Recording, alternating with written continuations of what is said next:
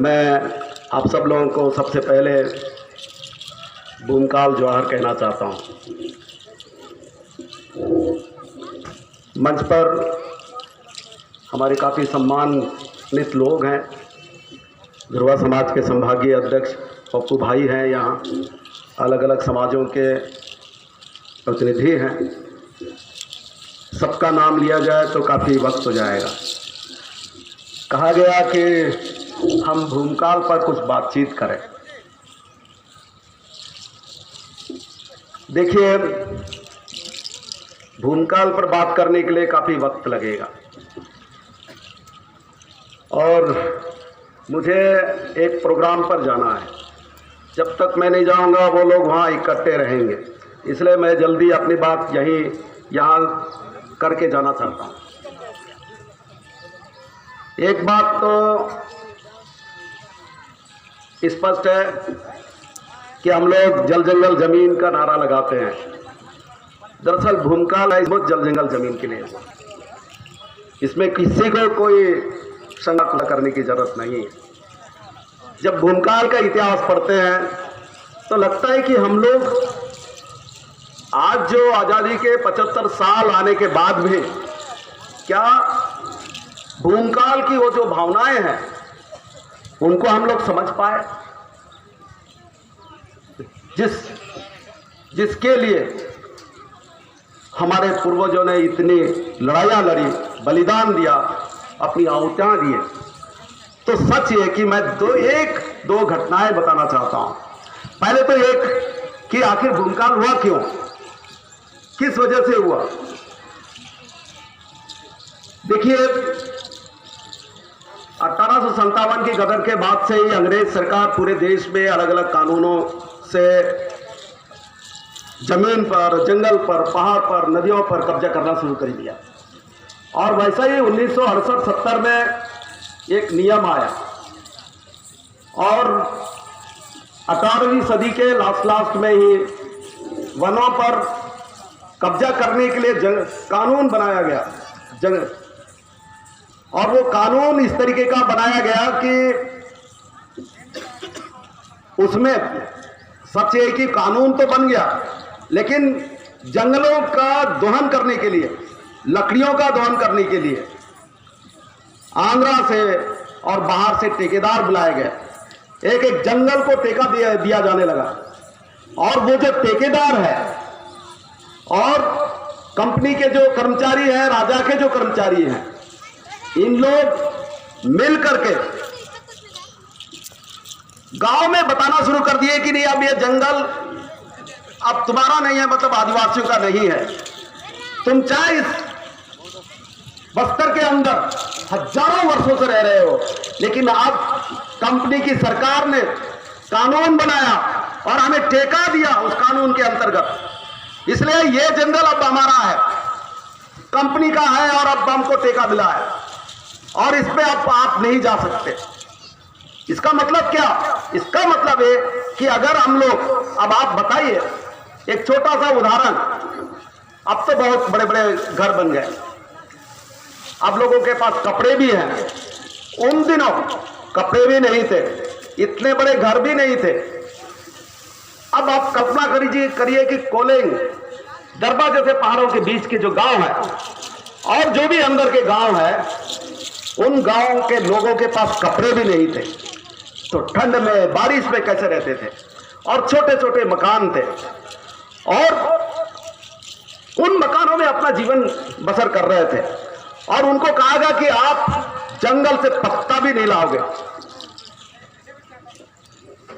घास भी नहीं लाओगे, लकड़ी भी नहीं लाओगे। तो लोगों के अंदर बात अरे हलचल मच गया कि अरे ये क्या हो रहा है। अगर कोई आदमी अब जंगल जाए बिना तो संभव ही नहीं था। अब तो बहुत सारे लोग धान पैदा कर रहे हैं खेतों में। उन दिनों हमारे खेतों में इतना क्या, हम लोग के जानते थे कोई अनाज ठीक ठाक पैदा नहीं होता। 113 साल पहले की कल्पना हम कैसे करें।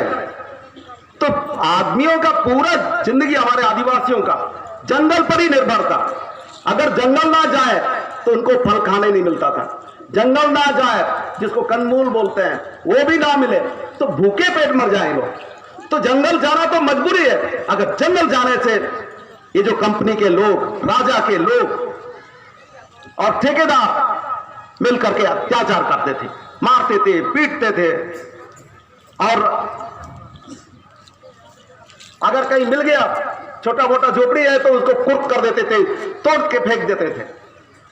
क्या यह बात सच नहीं है कि आज भी हमारी बहनें अकेली जंगलों में जाती है, पत्ता तोड़ने जाती है, लकड़ी के लिए जाती है? उन दिनों भी जाते थे।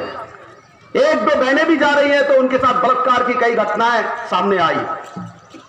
1910 के पहले की घटनाएं, 1910 के आसपास की घटनाएं। तो इससे लोगों के अंदर बहुत आक्रोश व्यक्त हो गया कि आखिर जंगल हमारा, ये जंगल पर हम हजारों वर्षों से यहां हैं, ये जंगल को हमने पाला पोसा, यही जंगलों पर हमारा देवी देवता वास करते हैं, हमारा जिंदगी इस पर निर्भर है।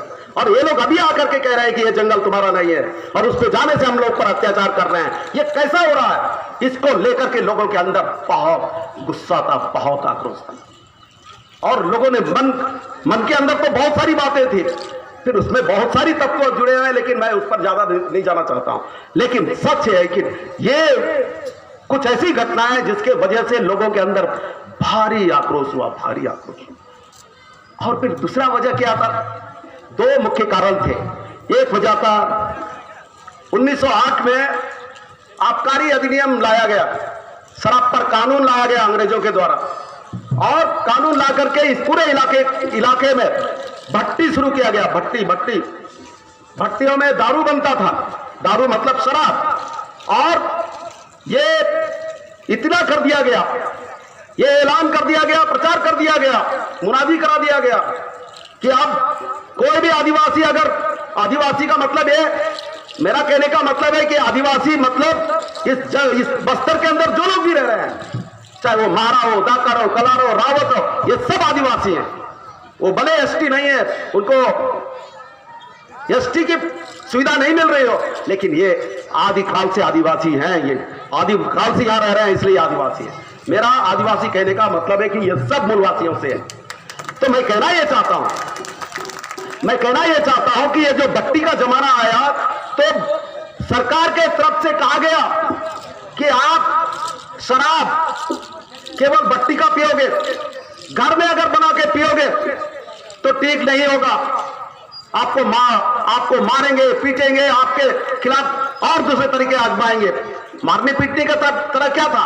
उन दिनों कोड़े होते थे, कोड़ों से मारा करते थे।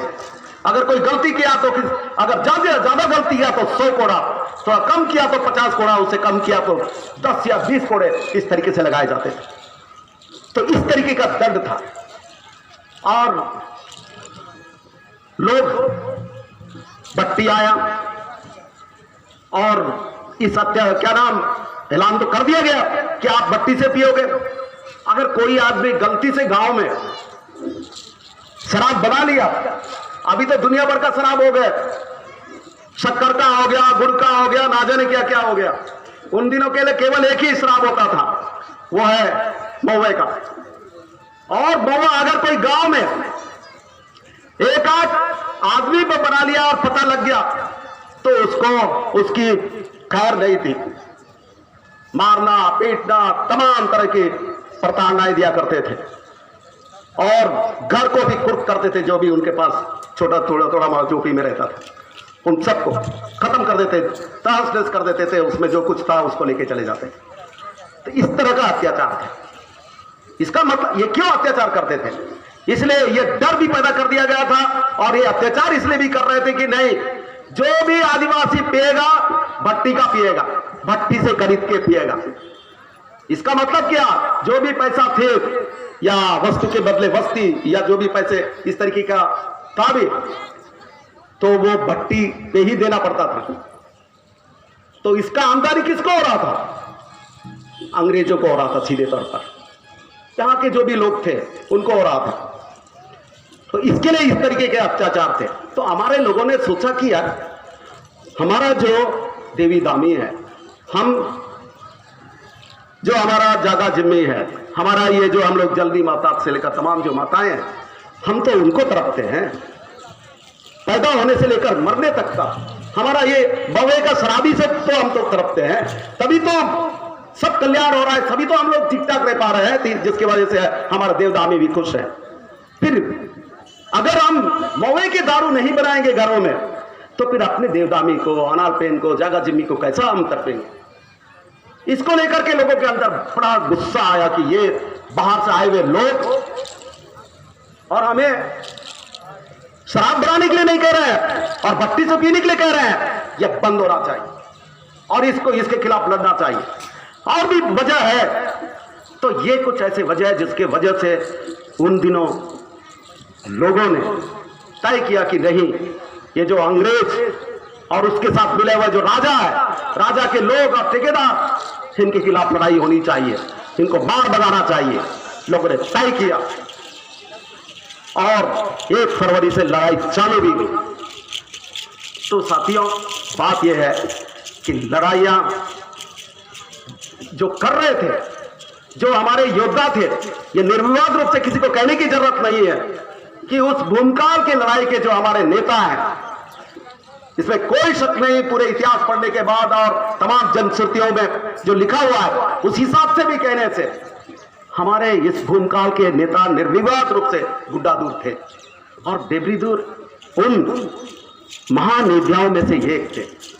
और उस समय के क्या नाम, माइती महाराज, उंगा मांझी, रोड्डा पेद्दा, ये इस तरीके के नाम है जो भूमकाल के इतिहास अगर पढ़ लें तो आदमी जरा क्या नाम उत्तेजना से भर जाता है, रोंगटे खड़े हो जाते हैं कि 113 साल पहले हमारे पूर्वज, ये जिन लोगों के नाम ले रहा हूं, कोई पाठशाला नहीं गए थे, ही नहीं जानते थे, स्कूल का दर्शन ही नहीं किए, सब अनपढ़ थे, तो भी इन लोगों ने हम लोगों के लिए लड़ा, हम लोगों के लड़ा और बहुत जबरदस्त लड़ाई हुई।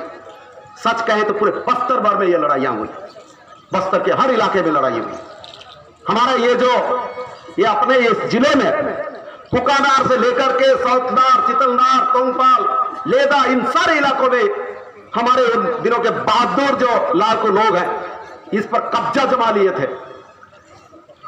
ये जो बताते हैं ना, कुकानार के बाजार में एक व्यापारी को मारे, पीट पीट करके मार डाला, वो व्यापारी ये कुकानार शुक्रवार बाजार बैठता,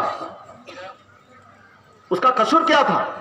उसका कसूर यह था कि वो बाजार में जाकर के जो भी खरीदता था, वो एक क्या नाम, औने पौने दाम पर जो भी बेवकूफ बनाकर डरा करके वो ले लेता था।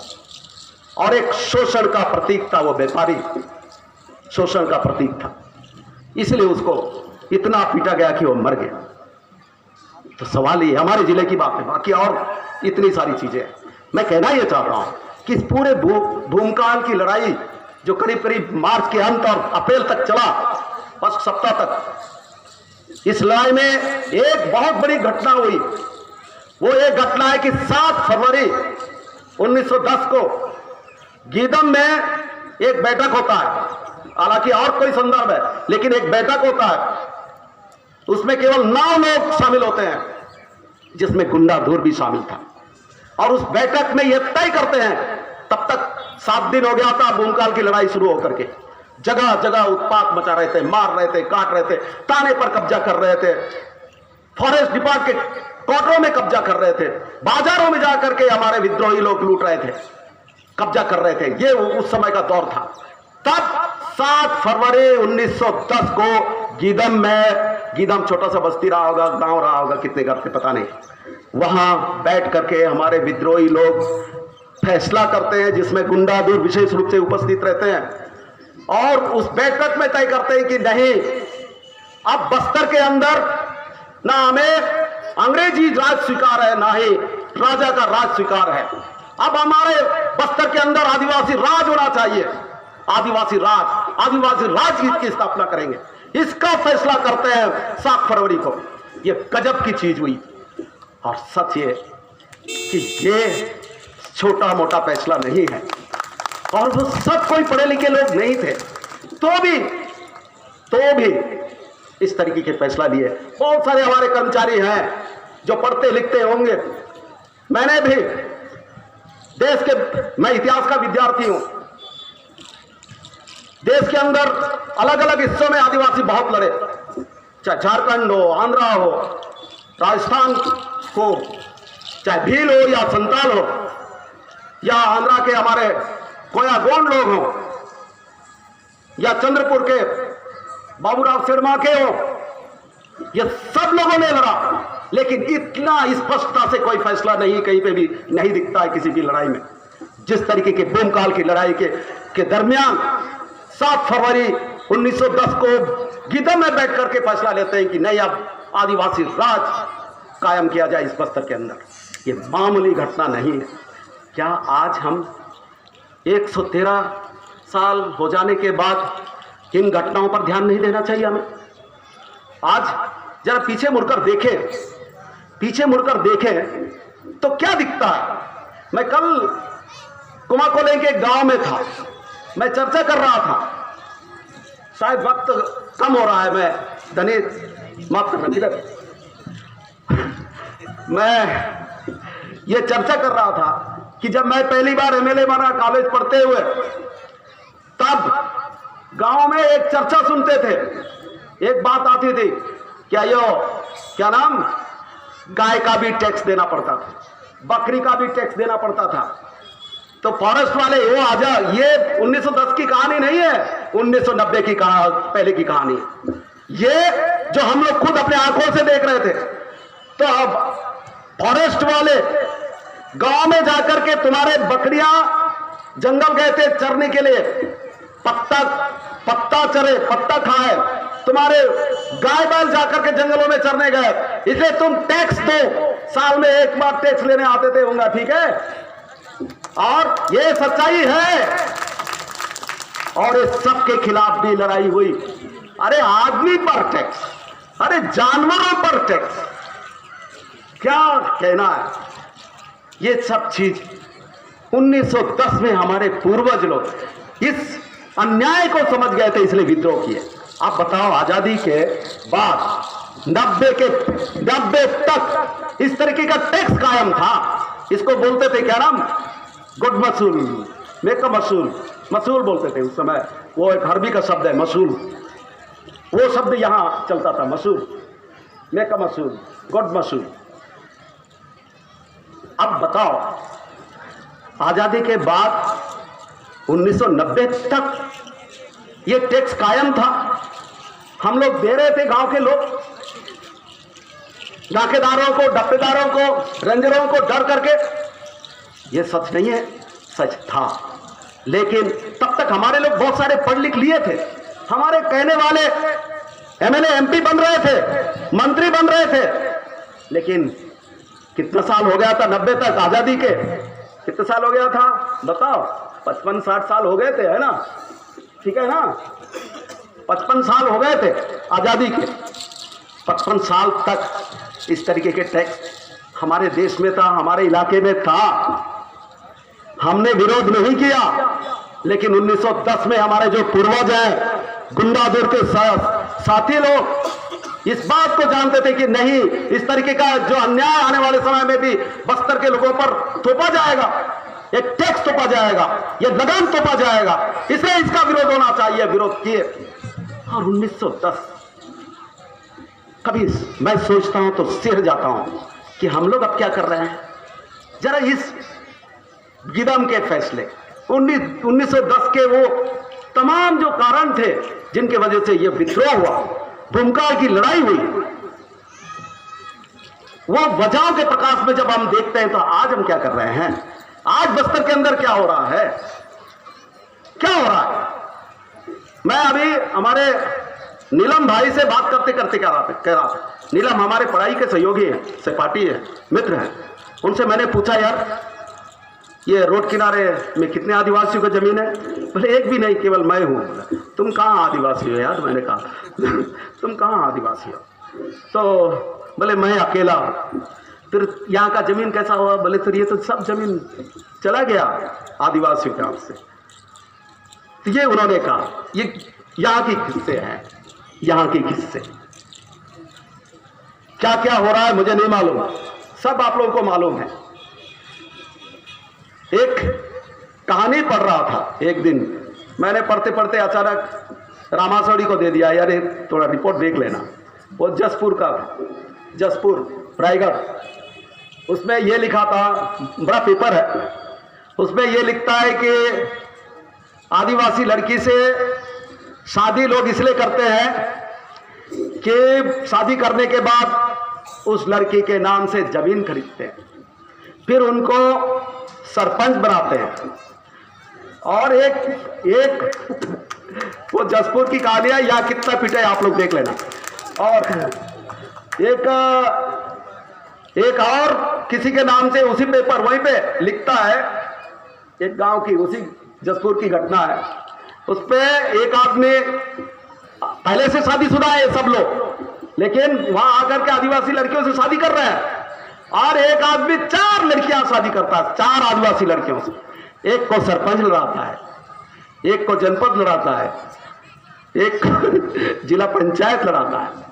हाँ, ये सच्ची घटना है, रिसर्च की घटना है, बता रहा हूं, कोई काल्पनिक नहीं है ना। तो मैं नहीं जानता कि यहां क्या हो रहा है, ये सब हो रहा है इस बस्तर के अंदर। ये जसपुर की कहानी नहीं है, ये यहाँ की एकदम जीवंत घटना है, ज्वलंत समस्याओं में से एक है। क्या आज हम इसके बारे में सोचने के लिए तैयार हैं? क्या इसको हम रोकने के लिए तैयार हैं? हम ये नहीं कह रहे हैं कि जब टाटा के खिलाफ हम लड़ रहे थे तो उस समय हमारे समाज इतना परिपक्व नहीं था। जो भी समाज था, चाहे कोया समाज हो, गौंड समाज हो, दुर्वा समाज हो, हलवा समाज हो, इस बात के लिए इतना सोचने के लिए तैयार नहीं था जब हम टाटा के खिलाफ 10 गांवों को बचाने के लिए लड़ रहे थे, जेल जा रहे थे। जब जेल भी लेके गए हमको पुलिस, तो पूरे जगदलपुर शहर के लोग थाने के सामने जब मुझे कोतवाली ले जाया गया तो 12 बजे रात तक मेरे खिलाफ नारेबाजी लगाते रहे, नारेबाजी करते रहे। अगर नाम लो तो क्या लो? उस शहर के लोग, मेरे तो शायद नहीं थे, पर 2 बड़े पार्टियों के लोग थे और सब संयुक्त रूप से थे। सब बोल रहे थे कि नहीं, ये बस्तर का विकास विरोधी है। क्या नाम? हाँ, विकास विरोधी। हाँ, ये बस्तर का विकास विरोधी है, मनीष कुंजाम और मुर्दाबाद, तमाम चीजें हुई। तो मैं कहना चाहता हूं, हम लोग तो उन दिनों बहुत सारे जंगल जमीन की लड़ाई लड़ रहे थे, एसआर के खिलाफ भी लड़ रहे थे, सलवा जुलूम के खिलाफ भी लड़ रहे थे। अरे सलवा जुलूम में क्या नहीं हुआ? क्या नहीं हुआ? कौन लोग चला है? कहने की जरूरत है क्या? पूरे गांव के गांव जला दिया गया, सैकड़ों आदमियों को मौत के घाट उतार दिया गया, मौत के घाट उतार दिया गया। कई बहनों के साथ बलात्कार हुआ, इसी जगह की बात है। इसीलिए मैं कहना चाहता हूं कि इस तरह की घटनाएं हुई हैं। इसलिए मैं कहना चाह रहा हूं कि ये जो बस्तर में इस तरह की घटनाएं लगातार हो रही हैं, अभी भी हो रही है, अभी भी हो रही है। और हमारे जो खदाने हैं, अभी थोड़ा सा 1-2 मिनट, अभी वही भूमकाल के लड़ाई में लड़े हुए लोगों के का प्रभाव का वजह है शायद कि कम से कम 1996 में और 2005-06 में एक कानून आया, 2 कानून आए, पेशा और वनाधिकार मान्यता कानून कहते हैं। ये 2 कानून ने हम लोगों के लिए बहुत अधिकार और शक्ति दिया हुआ है। इस कानून में, ये कानून के अनुसार अब शेड्यूल एरिया में, मतलब बस्तर के पूरे बस्तर के एरिया में अब जमीन और जंगल अब सरकार की नहीं रही। ये जमीन और जंगल, पहाड़, नदियां अब आदिवासियों की है, यहां के लोगों की है। ये कानून में कह रहा है। लेकिन कहने से राजनीति भले हो, लेकिन मौजूदा सरकारें ये जो कानूनी अधिकार है, इस अधिकार को देना नहीं चाह रही है।